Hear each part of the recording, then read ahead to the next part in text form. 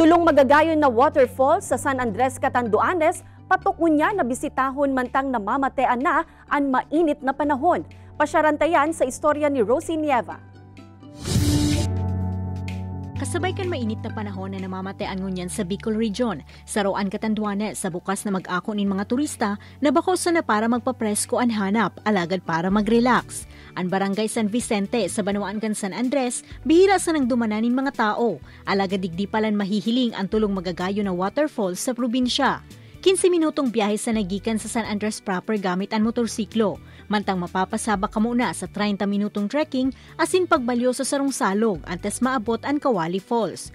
Alagad ay ipadigdi na tatapos ang sendong adventure. Naghahalat pa kaya ang Bahaw Waterfalls na 15 minutong lakaw naman ang kaipuhan gikan sa Kawali Falls.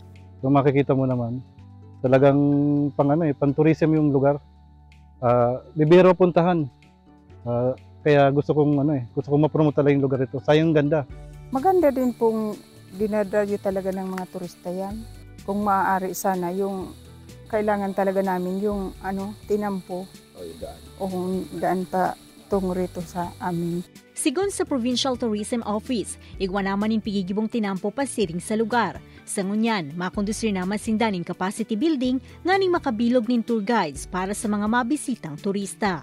Napaka-blessed ng barangay ng San Vicente kasi meron silang magagandang waterfalls na pwede pong in the future maging tourism attraction. Dadayuhin ang mga turista at magbibigay sa kanila ng employment, magbibigay sa kanila ng livelihood. Ini si Rosie Nieva, Balitang Bicolandia.